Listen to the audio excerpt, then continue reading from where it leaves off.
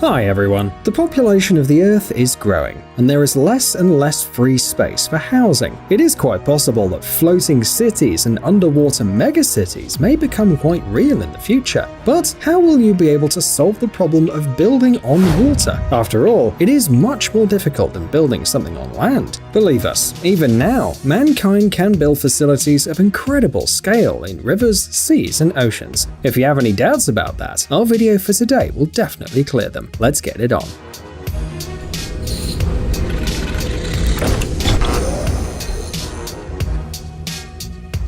Cofferdam.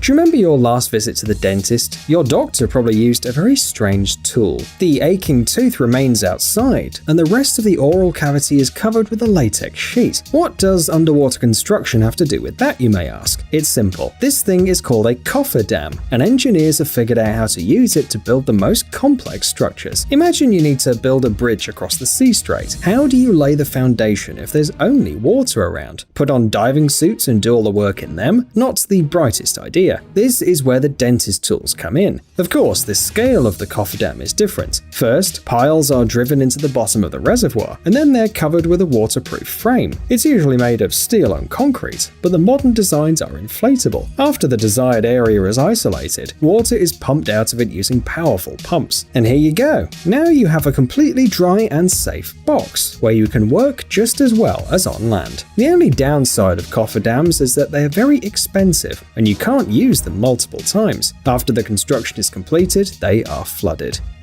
Bridge in the USA.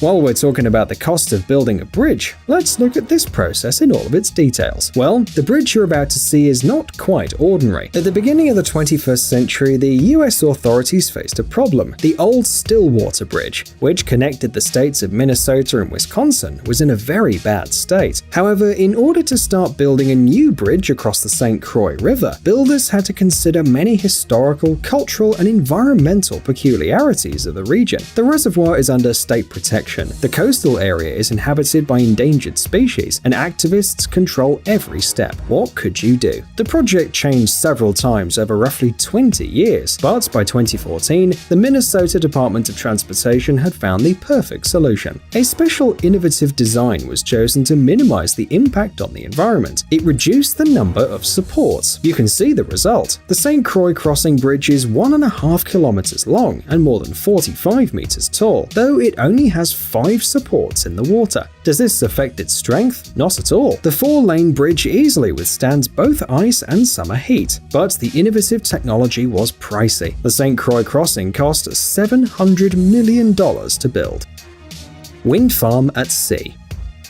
Did you find the previous project not challenging enough? Well, let's see how a truly magnificent structure was built near the Borkum Island. In 2016, Germany decided to use one of the greenest energy sources to its advantage. They went and set up a massive wind farm right in the turbulent waters of the North Sea. Why not? The conditions for the power plant were perfect. There was regular, strong wind all the time, so the only thing left to do was to manufacture, transport, and install parts of colossal dimensions. Just so you understand, the farm consists of 67 turbines with a 154-meter rotor, which produces a total power of 402 megawatts. How much is that? There are 1,000,000 watts in 1 megawatt, and the light bulbs in your house consume about 100 watts. Let's put it simply. This is enough to provide 400,000 homes with electricity. The hardest part was creating the foundation for the mills. To protect it from the destructive power of the sea, special piles were designed. These are the giant pipes that you now see on the screen. Each pipe is 85 meters long, about 8 meters in diameter,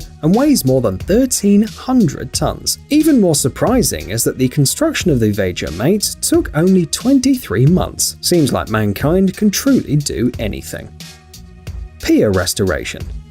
What is more difficult, to build a huge object in the water from scratch, or to renovate an existing one? Don't rush to give an answer until you look at the refurbishment of a 580-meter pier in Melbourne. Prince's Pier has an immense cultural significance in Australia. It served as a departure point for Australian troops during the First and the Second World Wars, and was the landing site for thousands of post-war migrants. However, This historical structure gradually deteriorated, the piles rotted, and the deck collapsed in many places. This only makes things harder for the Development Victoria Company. The pier simply couldn't withstand the heavy equipment required to carry out the work. But modern problems require modern solutions. So, 2 300-ton jack-up barges, 120-ton crawler cranes, and professional divers were involved in the reconstruction of the facility. The latter had to disassemble the wooden elements piece by piece, while the machines dealt with the concrete base. The famous gatehouse was also restored, even without dismantling it. The hydraulic unit lifted it entirely.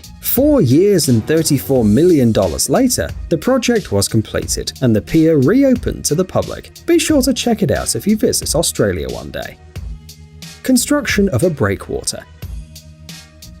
Everything is clear with bridges, piers, and power plants. But what is this weird structure? It looks like a giant snake tail assembled from Lego pieces. But it's not built just for fun, right? To find out its purpose, we'll travel to Haifa, the largest of the 3 international ports in Israel. It's also known as one of the largest ports in the Eastern Mediterranean in terms of freight traffic. It handles over 29 million tons of cargo annually. Naturally, such an important object requires serious protection, primarily from the unpredictable forces of nature. The snake tail we saw is actually a huge pier, stretching several kilometers into the sea and protecting Haifa from the waves. It was built in several stages. First, layer by layer, an earth mound was created. Can you imagine the amount of earth that took? Then, the embankment was strengthened with a reinforced concrete foundation, and only then, these funny-looking concrete blocks are put in place. They are designed to break the waves. By the way, how do they dismantle the crane after the project is completed? We hope that they thought this through.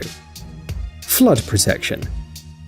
Every one of us built sand and pebble dams on the beach. These guys are doing the same thing, but on a slightly larger scale. You are now observing the construction of a flood protection system on Hayling Island in the UK. The coastline began to collapse, and 1,800 houses could have been flooded. The Eastern Solent Coastal Partnership has partnered with the Environment Agency and Raymond Brown Construction to save the local property. The first stage of construction was the most difficult. It's clear that the constant tides constantly interfered with the construction works. Though putting the stones in place and flattening the sand might seem relatively easy, the heavy equipment worked on the beach for 6 months. Over this time, about 70,000 tons of rock imported from Norway turned into a protective wall 650 meters long. In addition, 25,000 tons of pebbles were scattered to hold rising sea levels and improve the beach area. The project cost about $6.5 million, and it will protect the inhabitants of the island for at least 100 years. Sounds like quite a complicated endeavor, right?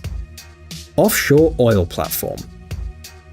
Finally, we will find out the answer to the question that has long bothered us. How do these huge oil rigs appear in the seas? Well, let's travel to the Gulf of Mexico to see how Shell's largest floating oil platform was built. Hundreds of engineers worked on the design of a gigantic platform called the Appomattox over 4 years. It's not just the size, though it is impressive. The platform is 29 stories high, 2 football fields wide, and weighs more than an aircraft carrier. The structure also had to be extremely durable. The creators wanted it to last at least 40 years, twice as long as any other platform. The task is extremely challenging, considering that the Appomattox is located in an area with really bad weather conditions, and some of its parts will be submerged to a depth of almost 2.5 kilometers. The team had to really give the project a lot of thought. What kind of pipe insulation could withstand 40 years of exposure to saltwater and temperature extremes? The builders had to ask chemists for help, and then the construction